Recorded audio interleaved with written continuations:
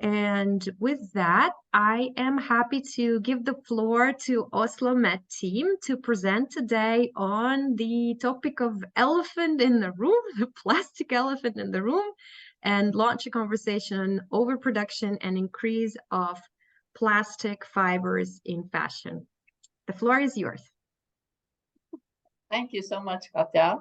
Hopefully you are able to see the screen and our presentation. There we are. There's the opening of it. And it was so nice of you to invite us to give this talk and to have this discussion with everyone afterwards. And I'd like to say that Lisbeth and Ingun and myself are three of the authors who've been part of this report, and it's part of the Wasted Textiles project, which is financed by the Norwegian Retailers Environmental Fund and also the Norwegian Research Council. And it's led by Consumption Research Norway, SIFO, at Oslo Metropolitan University. We are now going to present some of the findings from this report. So before we go into the findings, I'd like to give some of the backdrop for the report. And this is back to 2017, when Olivia Firth was on a panel at the Copenhagen Fashion Summit. Oh, sorry about that.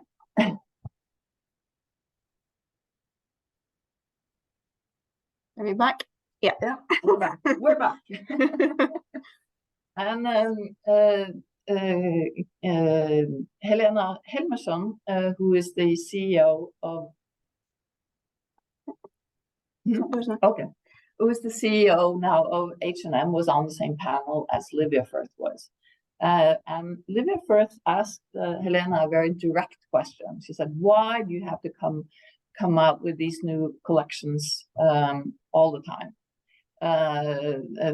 So often?" And Helena Helmersson then answered that that's because the consumer wants this. They actually want these collections to appear so often. And then Livia Firth looked at Helena and said, "My children want sugar every single day, but do I give it to them? No." And of course, that created quite an amusing moment there in Copenhagen. But it is something that really started a discussion and also made us aware of why we should look into this. And also at this same event, the first Pulse report was launched. And here you see a sort of cradle-to-gate graph saying which fibers are the most environmentally friendly or the least. And as you will see then, that cow leather comes out the worst, and silk fabric also. And as the best fabrics, you have polyester and polypropylene and also bast fibers. But what was also interesting in this first Pulse report was that it was the first time that the industry, in a way, sort of voiced this pushing of plastics, because it actually wrote that we need to convince consumers that polyester can be as appealing as cotton, which is interesting enough. So over to you. Yeah. Ingun, actually. Not me. I guess many of you listening here are aware of and think the same as we, that the overproduction and the growth and the plastification is the main problem in the sector that we are working with. And we these two pictures here are both from the report that we have made. The one is quite famous, this with the growth in the fiber production and how natural fiber has been very stable, while the polyester, the plastic, has exploded since the 1980s. And when we talk about the plastic elephant, we actually referring to the growth and also that the growth actually are growth in use of plastic. And why we call it plastic elephant and not something else is that it's often talked about as the elephant in the room. The growth or the consumption is talked about as something difficult to talk about, especially then by the industry. And we think that this overproduction of clothing is all through the value chain. We can see it as goods that are never sold, dead stock, return goods, and so on, but also clothes in our wardrobes that we don't use, and of course the huge growth in the second-hand trade. So when we talk about overproduction, we actually address all these different issues where we can see too much clothes in all stages of production and consumption. Yes, and then for us, it is also obvious that the most discussed circular economy strategies, the reuse, the shared use, the durability, don't affect volumes. And this is actually something that is taken for granted by many. We think that it is a connection between these strategies and volumes. But the influence is the other way. If we had less clothing, or if we have less clothing, we use it more and longer, and it's more important to share and to repair and so on. The thing is that we don't have much research that actually show that these kind of circular economy strategies has impact on volume. Or we can say it differently. We can say that if you think about the production of clothes on Earth, if you divide this by people on Earth, we will have a number, and this number is not affected by whether we are selling the same clothes many times as in resale of used clothes, or if we are repairing them or not. And our problem is that it's too much clothes for all of us. So this is how we think, and of course we also have some research backing this, but not as much as we would like. But anyway, we think that that we have read different textile strategies with this in mind. If they don't explain why more durable clothes or more share is affecting volumes, we don't think they are addressing volumes. Then we can take the next, Lisbeth. Yes. So here you can see the report, the plastic elephant, and now we are going to talk about the content of the report. And the first is about which sort of textile strategies we have looked about, and Lisbeth can explain that. Yeah. Into the content. So we've looked at 12 different documents. We defined the term strategy a bit broadly. So documents that tell us somehow how this organization or business is thinking around sustainability. So for the brands, it's Barner, H&M and Bestseller. So it's their annual reports, the latest at the time of the writing. For the public policymakers, then it's the EU strategy, of course, another document from the EU, and a few documents from Norway, Germany, and Denmark.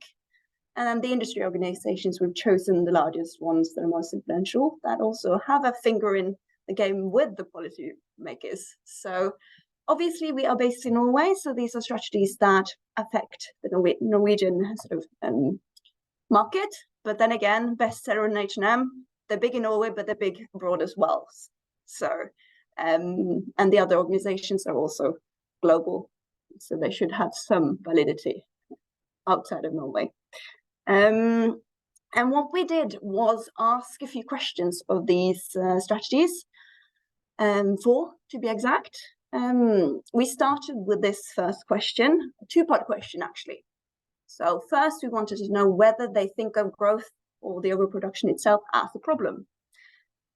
And then we found that public policymakers, you see that 70% of them are actually thinking that, to some extent, are addressing it as in average, but some are addressing it quite clearly, and some indirectly, or to some extent, it's it's in the details of how they explain it, whether it's something that they want to actually tackle, or if it's something that they briefly mention. And then you see that brands and businesses are the ones talking the least about this. But then the picture changes a bit when you come to the actual measures. What are they doing to decrease growth? And here again, we do see that public policymakers are doing a little bit more. There's one strategy that we've given a yes, because they are focusing on measures like local production and things, and actually have a target for reducing overall consumption. Whereas the others are addressing it indirectly through these measures that we don't think are actually going to work. Well, not at least not to the extent that we need. So what came up are the measures on the left. The 4 points on the left are the measures that were mentioned the most often. So about materials efficiency and eliminating waste in the production mainly, creating more durable products, and then creating more circular products. That could be through both the product itself and recycling, and through services and repair and resale. So all of these spectrum is there. And then the fourth aspect is to affect consumers so that they buy less. So there's hardly anybody talking about actually producing less. It's all about the other parts of the value chain. So then we go on to whether they actually want to minimize plastification. As we've said already, the link between plastification and growth is quite big. So to some extent, reducing plastification would reduce growth. Now, what we find here is that this is not really mentioned, well, hardly anywhere really. You've got some mentions of the connection between growth and overproduction and plastification. And then you've got some measures wanting to reduce plastification by using more recycled. And then there's discussion, of course, around using less petroleum and non-renewable sources. That's quite a strong discussion, but it's mainly in policy documents, as you see. But they address it, but without really putting forward much measures that will get us there. I'm going to skip question 3, but we can talk about that in the Q&A after, if you like. There's a question 4 that we thought was quite interesting, and that's how they address the plastic waste. Now, plastic waste can be anything from in production to use to end of life, as we think of it. And actually, end of life might be the biggest source of plastic waste from textiles, or it is. Eventually, any piece of clothing will decompose into microplastics. So what we find, though, is that there is only one strategy, and that's the EU strategy, that does actually propose something that might combat this, and that's their ban or their regulations on export of textile waste. Otherwise, there's mentions of filters, pre-washings, improving production in most documents.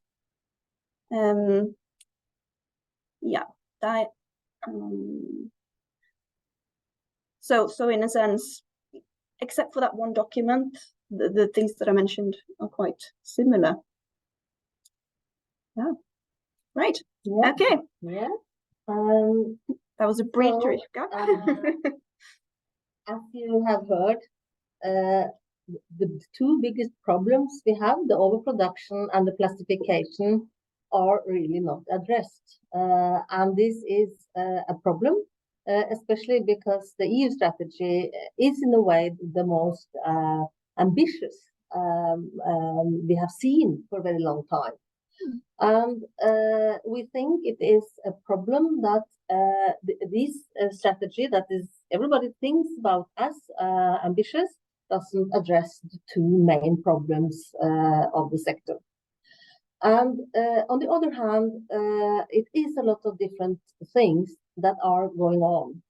And when we look at the different policy regulation that are in the pipeline, it seems for us that all of them actually are promoting plastification.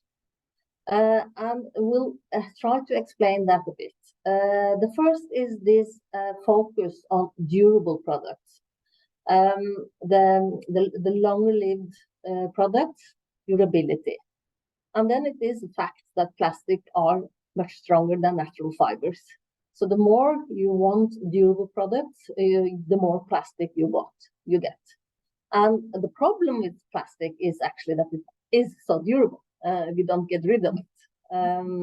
So durable product is a huge problem because it promotes plastification of clothes, and the plastification is important for the growth. And then we have also regulation coming up using weight as the unit and not the different garments. And because plastic are lighter, they like having less impact if you look at the garments. And then we have this wish for recyclability. And also that is promoting plastic because at the market, it is actually pets that are available. So when you look at all these new clothes in so-called recycled polyester coming from PET bottles, they are what is actually happening when you ask for more recycled fibers. And then this should be more than enough of problems, but we also have a huge problem with the PEFs, the product environmental footprint, which is the way that products in Europe are going to be compared when it comes to environmental impact. And this is building on LCA's life cycle assessments. And the way that life cycle assessment is made are also promoting plastic, mainly because the problems with plastic, such as microplastic, isn't taken into account, but also because of other choices of the methodology, how we are comparing. So the thing is that if you look at the EU strategy, the goal for the strategy by 2030, textile products produced placed on the EU market are long-lived and recyclable to a great extent made of recycled fibers. This is all statements that are promoting plastification. And we think this is very serious. We think it is something that we don't expect the people behind the strategies knows. We think they are innocent. We think that we have to work now on getting the policy makers and the politicians aware of these problems, because we don't really think that was the goal. And because all the different tools that are developing now actually are promoting plastic, or at least don't do anything with the growth of products and plastification, we have also made an attempt to show how regulation can be used also to regulate quantities. And we have called this suggestion TPR, or Targeted Producer Responsibility, because in the beginning it was developed as a way of eco-modulate EPR scheme. Today we think that it's possible to use the same TPR for very many other reasons. What we need to do this is actually to date clothes when they are produced. And then we will use waste and see how long different garments from different producers are in use, and then modulate, for instance, an eco-modulation based on that, or an EPR scheme for that matter. The thing is that we think that clothes that are used and stay in wardrobes for a long time are better because they are serving the society longer than products that are going out of use after short period. This can also be used to define fast fashion, which is very important when we make regulation, actually to know what we are talking about. So when the EU regulation says that fast fashion should be out of fashion, it is nice to say that, but what is fast fashion? It's no definition and not even an attempt to show how it can be defined. And so a suggestion from us is actually to define fast fashion as products that are in use short. Yes, then we have the last picture, I think, and that is our website, Clothing Research Oslo. And we have an English website, we have a Norwegian website, and you can find the plastic elephant, of course, among the reports. But it's also a lot of shorter policy briefs about the TPR suggestion, and also about how we look upon, for instance, the Eco Design Directive with this knowledge in mind. So if you have like more difficult questions, I guess many of these policy documents would be the best way to answer them. But we will try to answer also the questions now, and I'm curious to hear your thoughts.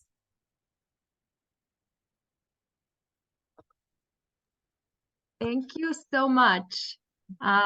Thank you so much for the great presentation. It was really helpful having you go over it.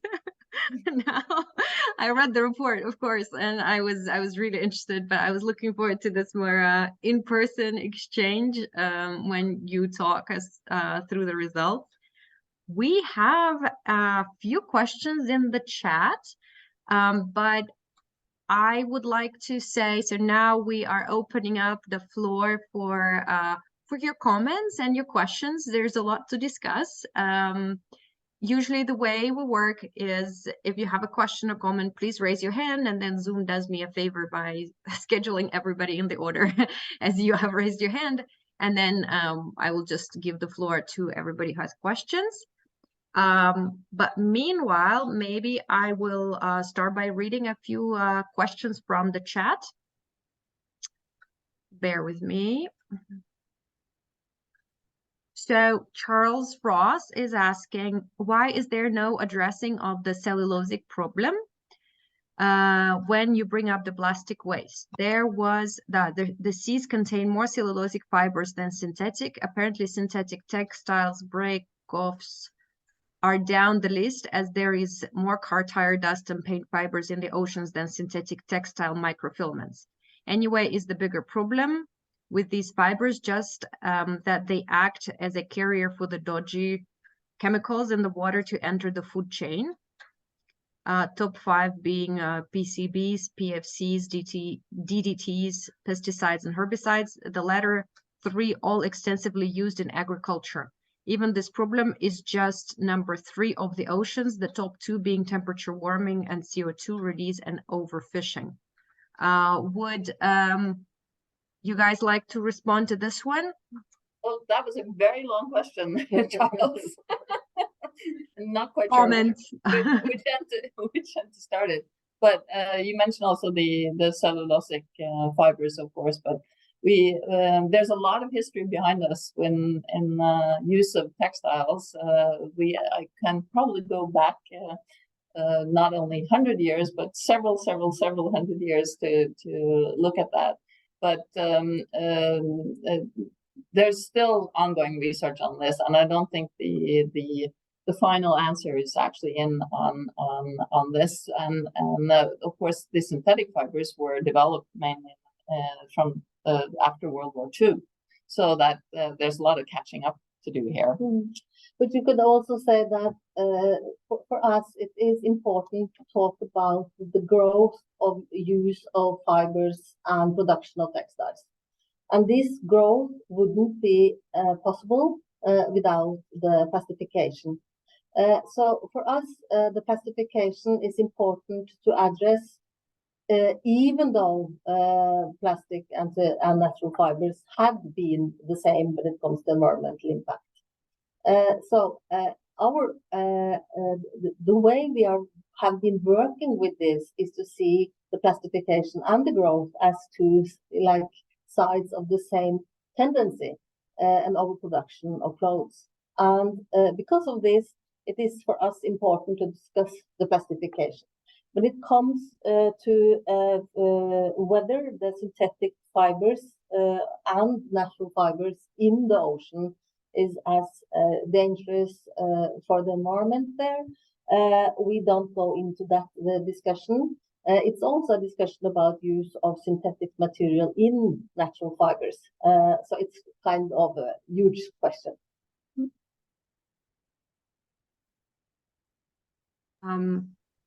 Great.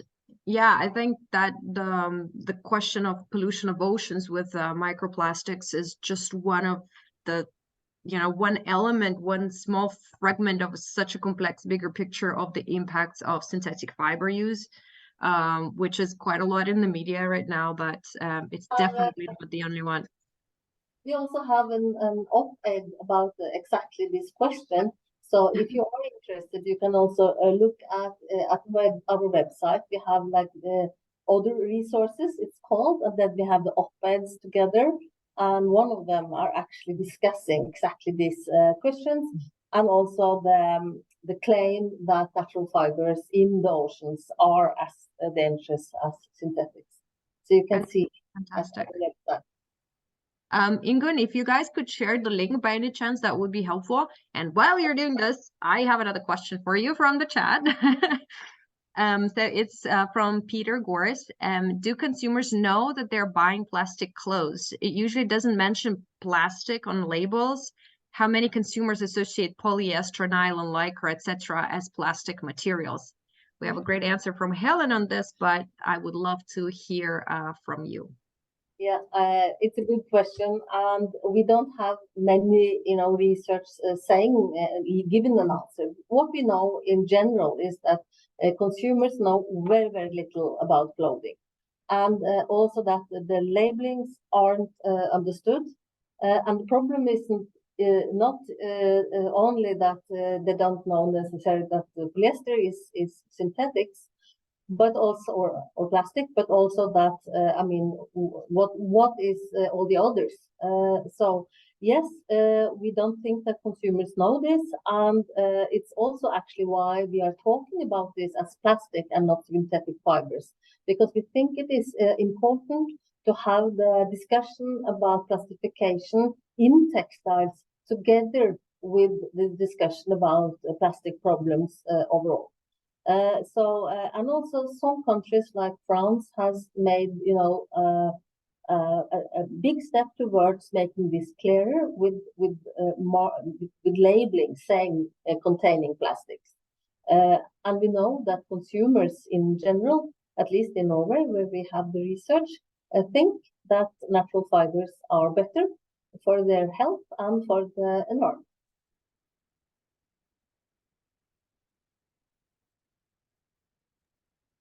This is great. We have a few one other question in the chat, but if anybody wants to comment or ask the team directly, this is a great moment to do that. That everybody is together. I am going to check the chat again, and I think there was one question that I missed from Charles. Is the biggest problem the cost of new clothes? Buying a new shirt is the same as a round of drinks, and skills have been lost on how to repair. But in this more visual world, people are keen to be seen in something new. So maybe if you could reflect around, the price of clothes and how this is linked to plastification and increasing volumes. Yes, we had a very interesting discussion in Brussels some weeks ago, where the plastification or the growth were discussed together with the more fair division of money and problems around the world. So this more justice in the textile sector is also very much linked to this, because the price is, of course, the low price is low because someone hasn't paid enough for the work that has been done, but also to treat animals and nature properly. So to have a more just sector, the prices actually have to go up, and higher prices will also affect the quantities. So this is linked together, this with the prices and the quantities. And we think that for very many startups and good enterprises that want to do repair, or they want to do resell or upcycling and so on, they struggle really with making money. And this is a huge problem for a change in the sector, that the competition with the very cheap clothes make it so difficult to change to better business models all around in Europe and other places. And also the cheapest fiber of them all is the synthetic. So. Yeah, clearly we see there is this very strong link between cheaper materials are feeding artificially lower prices, but they're also just part of a bigger picture in which modern slavery and externalization of environmental costs all the way through the value chain, upstream and downstream, play an important role. I see the hand, Malin Wenberg from Sweden. There you go, the floor is yours. Thank you. I just thought it's fun to actually ask a question in person, since we're here in person. So thank you so much for the great presentation. Yes, my name is Malin. I'm a researcher at Stockholm University, but I was previously in Mr. Future Fashion, so I feel like I've been in this for a long time.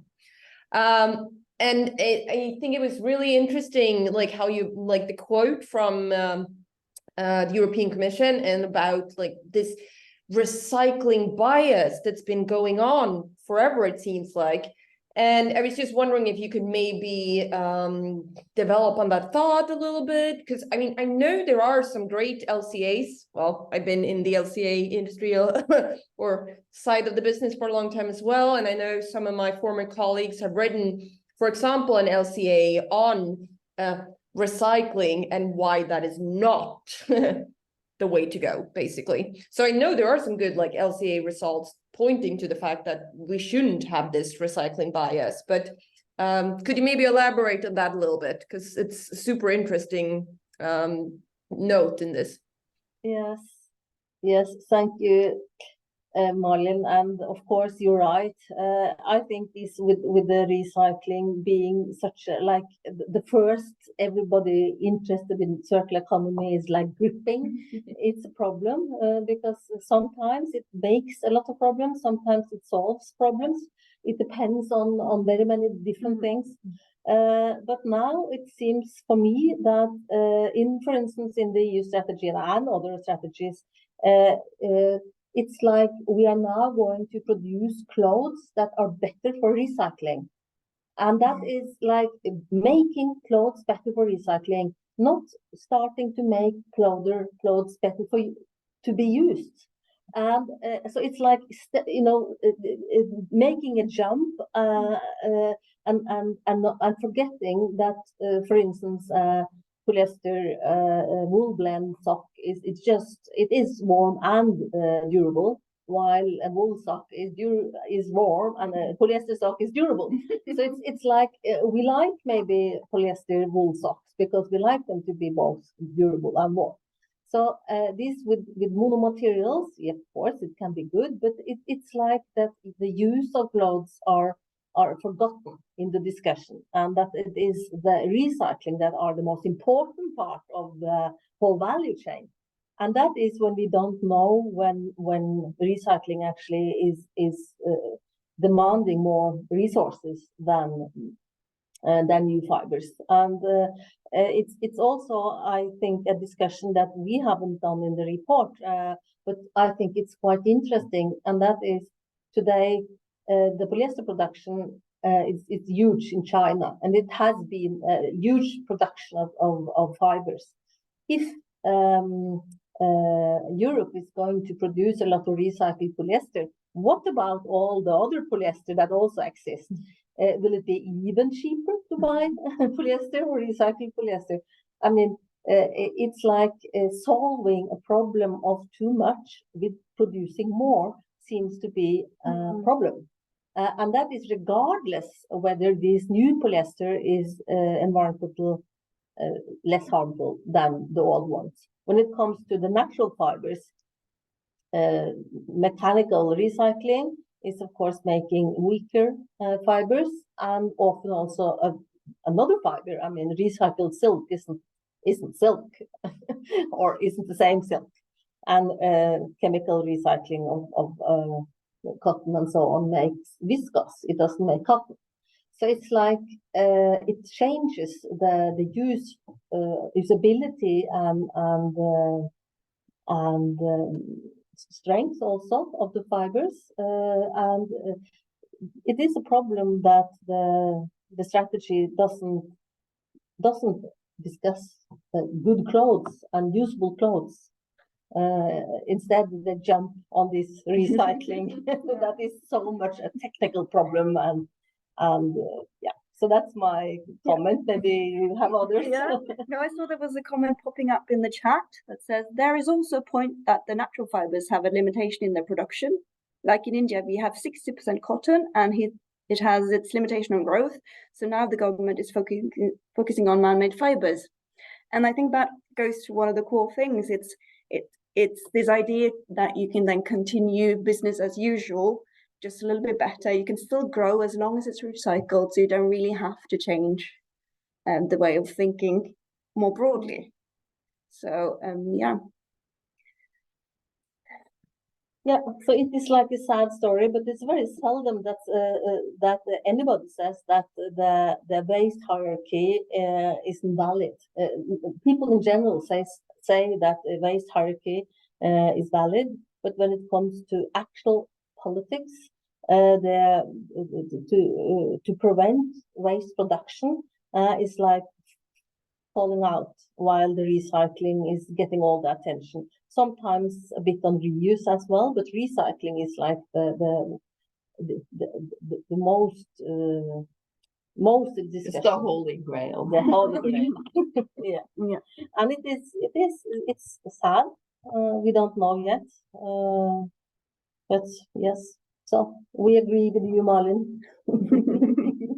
I feel that in the sustainable fashion space, what gets people excited usually, and investors excited, is everything that's related to new materials, innovation in materials, and innovation in recycling, which kind of like makes it sound that we're going through impossible strides to develop something completely new when we're not addressing, I'm sorry, the elephant in the room, which is just we should really produce much less, and instead of focusing on shiny solutions that may or may not have some limited impact. And I just wanted to thank Richa, who's joined us from India, for the comment on the Indian context. It's very valuable. We have 2 more questions in the chat. So from Karen or Jeffrey, I'm not sure, from the US. How would you characterize the discussion of the production and plastification issue in the global plastics treaty negotiations going with the UNEP? I don't know if you feel comfortable discussing this, or because it's in a plastics, completely plastics conversation. I think we can't we don't have knowledge enough to comment it in detail, I will say. But the thing is that it has been like a development that we have witnessed, and that is that people in general, and also politicians, they haven't thought about textile when they talk about plastics. So The problem has been mostly to get attention to the fact that clothes also are made of plastic. And that has been very important. And I think it's still important. It started with being that clothes like became plastic when they lost microplastic. So it was like they were not plastic, and then the shedding was like microplastic. So, but it is a move towards understanding that textiles also are plastic. And this is very important for the development of better regulation. And it might be that the discussion about plastic is a shorter, is more valuable for making change than the discussion of textiles, because it's possible that that policy area will be more efficient. But we have also problems doing that, and that is, for instance, that much of the second-hand trade is not defined as waste. So it's like it's not plastic and it's not waste. Now it becomes plastic, but it then also have to become waste before it is regulated. So we have like all the way the textiles are like it's like the attempt to regulate it is like not holding fast enough. I did see something positive around the plastic treaties in the sense that there is a will to cap production and to talk about the volumes there. But whether or not they include textiles in that discussion to a great extent, I'm not sure. Obviously, the total amount of plastics is much more than the total amount of textiles, but it is also plastic, so it should be included. In the beginning, when we started to work with the Plastic Elephant report, I wanted it to be both about textile strategies and plastic strategies, and the part with plastic strategies should be about whether they included textiles or not, and how textile was discussed in the plastic strategies. But it was too much work, and we didn't reach. But it is a very interesting work, and I think someone should really do it. I hope so, because it is important and very urgent. Great. Yeah, I want to do it. Can I do it? Let's all do it. Amazing. I am so pleased to see such a diverse range of geographies in our relatively small group, but you know, we have also Mercedes from Argentina, who is raising a very important topic about growth requirements. I will read her question, and then I would like to ask mine right after it because they're related. So Mercedes says, I'm from Argentina, South America. I've worked in the industry for several years in many companies, and in every one of them, the board demands growth, both in revenues and in sales. The degrowth of the business will require a lot of commitment from setting the correct objectives in the owners of the companies. How can we help them see that? And do you have any information regarding the revenue that can come from less closed sales versus current scenarios? These are the questions from Mercedes. And writing on this degrowth question, I would like to ask you guys, what is your vision of deplastification of the fashion system? How could we, are we phasing out just the plastics? Are we supposed to reduce the volumes of all the clothes, no matter the fiber? Say you have it your way, and in 10 years, what's going to happen for you? Like, what's the world in 20 years going to look like if suddenly everybody listens to our recommendations after this webinar? But if we look at the graph that was in the very start, where you actually see where the increase has been, it has been in the synthetic fibers. The natural fibers have been very flat. There's been some increase in the man-made fibers, but that has been much slower than the plastic fibers. And if we then technically look back to the 1980s, for example, which some of us might remember, we did have enough clothes back in the 1980s. I think that Mercedes' question is very good, and I think that we need someone outside the companies to make this happen. And that's why we also are so interested in the politics that are developed now, because it is like a natural thing for a company to grow and at least to stay big. I think it is like the politics, the governments, and also international organizations that should look after these issues. So in my mind, I think that what companies can do is to stop lying. I mean, to have better information about their products and to start make products to be used. That's their like main. I mean, better communication, or in my words, stop lying, and good products. That's their main issue. And if they want to do more than that, they can stop selling things on sale. They can, the way they are doing marketing can change. But to make this bigger change, we need policy.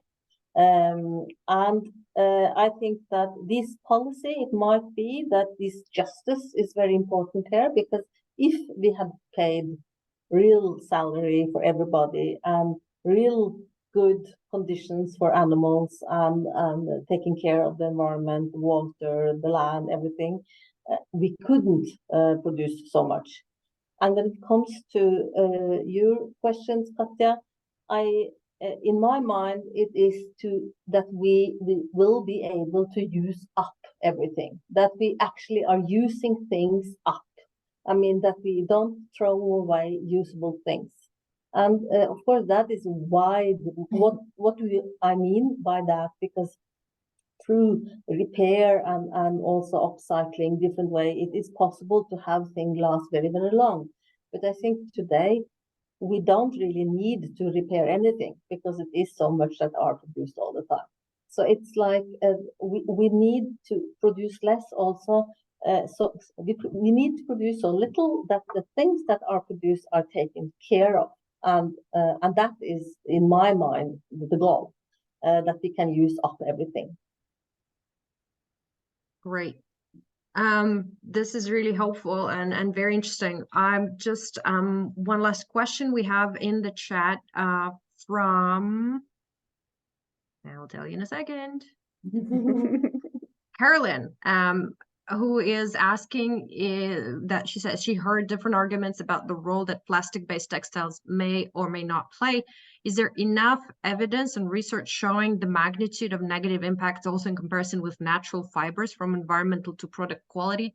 And before giving you the floor, I just wanted to say I just shared the link to some of the publications from the European Environment Agency, and specifically one report compared fiber by fiber types. But Lisbeth, Ingun, maybe you have, and Tone, maybe you have other resources to share here.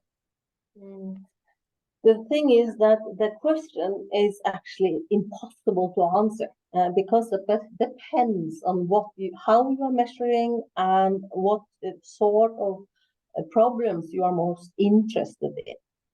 So I think that in general, the problem isn't this or that fiber, it is the quantities. I think that we can, of course, discuss this. This is a bit better than that. But then if you start working with the use phase, which we are doing a lot, then it might be the opposite. Then it might be that it is less washed, or it lasts longer, or this or that. So it's so many different factors. So I think that the best answer is that can't be answered. It is a political question. But that what we know is that if you produce twice as much as you need, half of the production is without any sort of goal. And the best thing when we are now changing our society to have less environmental impact, we should stop quitting everything that isn't giving anybody pleasure.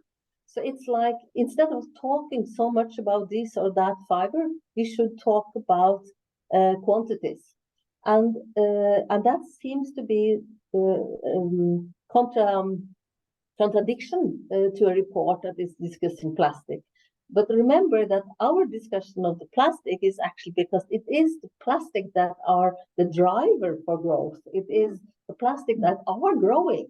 So we don't think that plastic should be out. We think that plastic should be controlled so it stops growing and go back to like a level where we use plastic when plastic actually are the best fiber. For instance, in rain gear or in, it's a lot of things that might be very good in plastic. So it is the whole discussion about comparing fiber is like going into a blind alley. It isn't where we should discuss. We should discuss how the production is in line with the population and how we can make sure that everything is used to it's really used up. And when we have done that, that we might have reduced quite a lot. And then, of course, the discussion of the fibers is also a discussion about what is best for each person and each kind of product, and so on and so on. And yeah, so I don't think the answer is easy. And then it's not only the fibers, it's also all the treatments and the chemicals. So it might also be that we should discuss also this plastification also broader, and try also to have more natural fiber not treated with fossil materials. Right. This is a super duper awesome response, and I will remember it next time I'm asked this kind of question. Thanks, Ingun. Carolyn, if you could just respond very briefly, because we need to do the wrap up, unfortunately, but if you just want to respond to that. Of course, no, I just wanted to thank you for the answer. It was wonderful. I also took some notes. Often as a practitioner, you always stuck with these questions. And I like how to reframe, it's important to be able to reframe that in that way. So just wanted to thank you. Amazing. So we're kind of nearing the end. I know that there are some other questions, there are much more to discuss, and I invite you to continue this with the OsloMet team. Before finishing, at first I wanted to thank you so much, Lisbeth, Ingun, and Ton, for joining today. The recording will be available if I figure out properly how to download it from the cloud. I'm sure I will have some help how to do this. It will be uploaded on the website soon. But I just wanted to make one last comment that really piggybacks on what Ingun just said about quantities. Quantities are indeed very important, and this is the entry point where we as citizen consumers have a leverage to make our stand. The sustainable wardrobe is about the pace of change as much as it is about the total number of garments.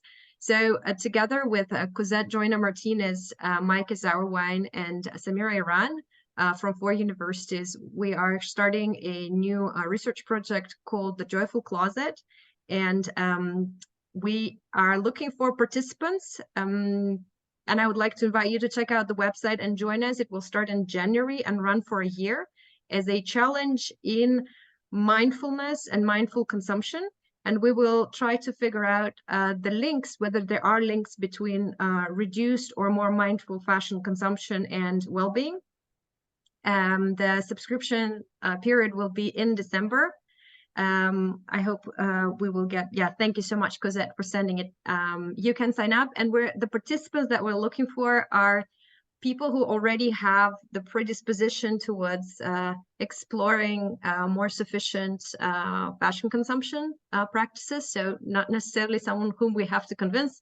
Unfortunately, we don't have the budget to run the major awareness raising campaign to convince people who need to be convinced.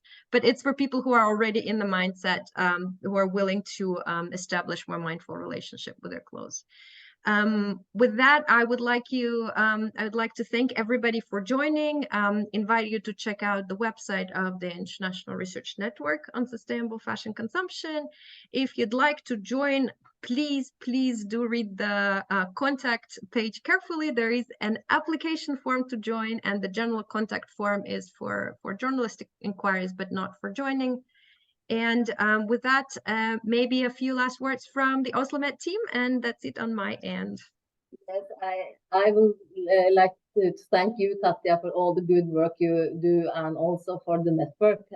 It's amazing, and so I think we all are like grateful for that. So that is my last comment tonight, and then thank you all for listening.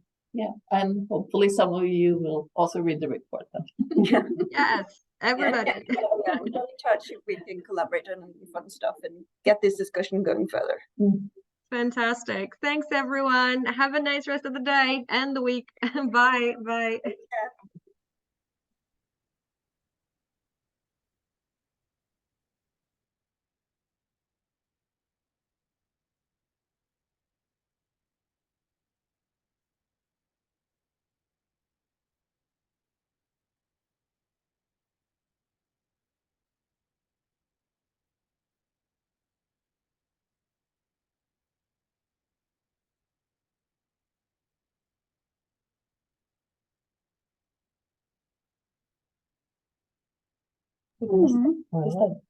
Yeah. Well, I think it went really well. Yeah. Yes. I am